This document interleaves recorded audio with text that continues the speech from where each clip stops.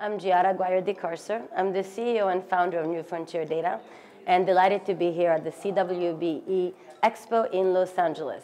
What do we do? What does New Frontier Data do? I started the company in 2014 with truly a vision and mission along elevating the discussion into these emerging markets, sort of removing the scarlet letter, as I like to say, and stick to reporting factual information that would eventually be actionable to stakeholders, whether it is operators, whether it is investors or researchers and academics. So we provide data analytics and at our highest level intelligence, actionable intelligence. In order to do that, candidly, we had to create a massive technological infrastructure. The data in the industry remains fragmented and disjointed due to regulation, and now that we cover not only the United States but the globe, then we need to adapt, and technology is the solution for that. I'm truly happy that the question of risk is being asked. Oftentimes, our clients and our audience, and I also see this across the industry when I see other reports, focuses on what is, of course, the excitement of this booming industry, massive consumer-based engagement, and the fact that it's really, cannabis is going viral around the world. But it isn't, all that is that glitters isn't gold. There is a need, and we certainly have committed to that, to report on the good, the bad, and the ugly. So in terms of risks, well, when it pertains to the United States specifically, I would say one of the most imminent and newly emerged risks is what's happening around the border. To give for the U.S. to give lifetime bans to Canadian investors coming in, given the fact that 40% of investment in the industry today is in some way touching Canada, could kindly cripple the cannabis industry in the U.S.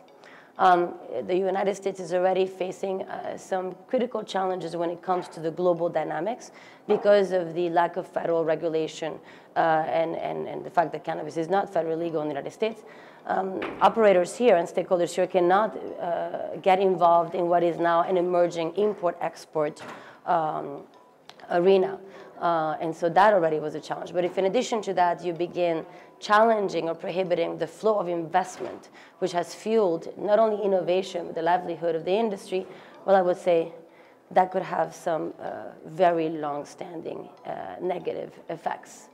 So I would say that. The second thing that I would like to bring to bear is let's not be myopic in terms of what cannabis is. And I mean that with the utmost respect. The cannabis plant, and especially when I was looking at this industry and thinking, do I really want to go into the drug business from banking and tech? This plant has, yes, recreational and adult use applications, and of course it has medical application. The plant also has industrial application via hemp.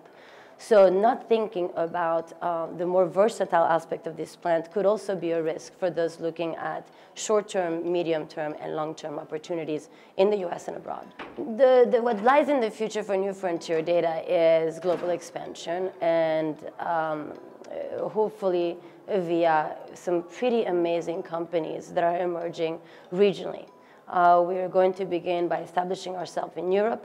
We'll soon be announcing who that partner is, but we are covering all countries legalizing across the European Union, followed very closely by our presence in Latin America, where soon we'll be in Panama as of February, and we'll have a large announcement in terms of that.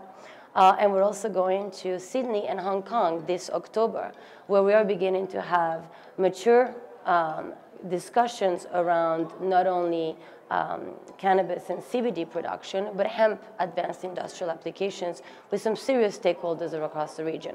So again, global expansion.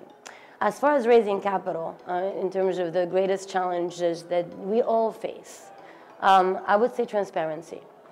We have to remember that while we all in the industry feel that that scarlet letter is no longer, there are still those, especially in the mature financial space, who question what the plant's future will really be and the socioeconomic impact of that plant. And candidly, given that in the US it is still not federally legal, banks are going to hesitate to come in because there's massive liability to them.